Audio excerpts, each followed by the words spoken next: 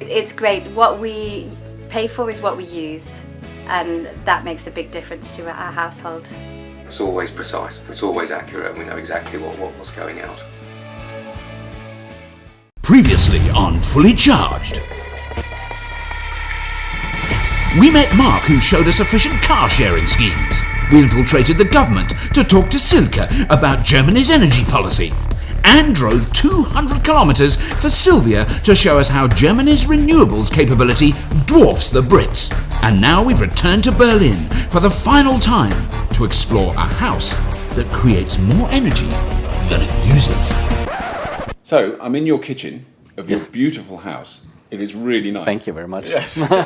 So explain to me what's going on here, because this is a very different house to most houses. Yeah, it's a very efficient house. That means that we have very tight walls, and we don't need to heat that much. We have solar panels on the roof and on the side of the house. That means we're producing around 16,000 kilowatt hours in a year.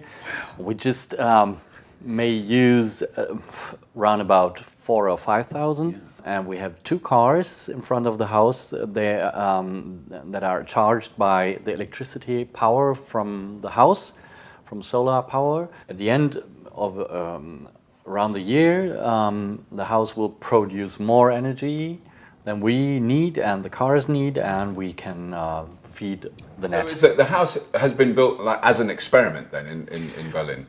Right, it's an experiment for 3 years, and we live here for 15 months, and the rest of the time is open for public. Presumably you can also measure how much energy you make, how much you use. Is that all being logged? Yeah, everything is logged by temperature, CO2, and and I don't know, whatever. And but we don't see this. Right. We could control everything, but this is very technical. Yeah.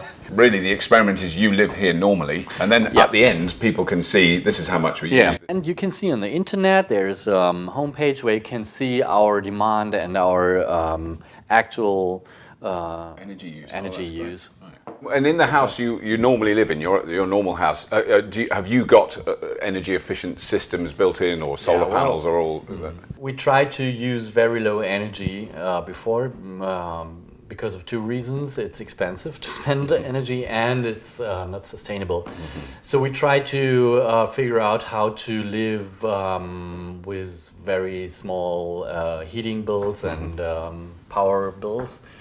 And at the end, we use here more energy than we did before. So I want to know how you ended up living here then. Okay, that was a competition. And the Minister of Traffic and Building, he chose us from a bowl. Oh, I see. Really, it was that random? Yeah, it was random. Right.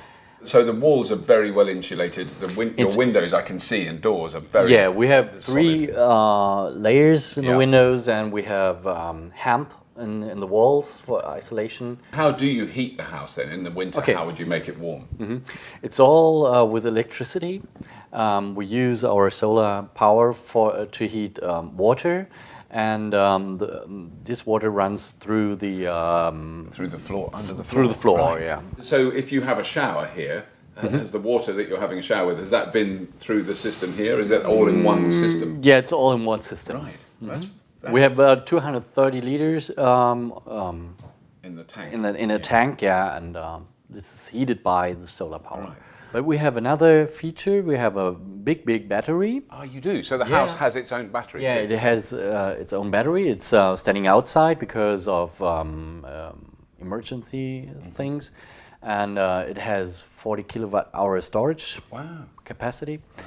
And so we can run the house for several days without light or sun. The idea of the house is that we don't need to control that much, that we just tell the house once what we need, and then everything goes automatically. So is it possible to have a look at how you control the house? For sure. Okay.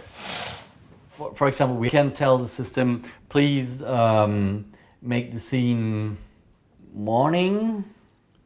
Right, so that was... So we tell the system, these lights go on and off. and the blinds go down, and so on. And to teach the system which scene means what, that was a little bit difficult. And so that will do it at a certain time. Yeah. I mean, once you've got that set up, you would actually learn to adjust it and make it work fairly easily. It's not sensing your presence and lights coming on in rooms, does it? Yeah, it does. It does. We have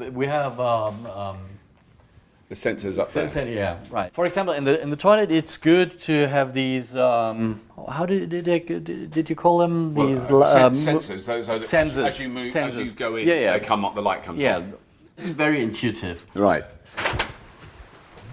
Okay, now I'm going to show you the technical room. Right. Which is here. Okay, we have some features here. We have,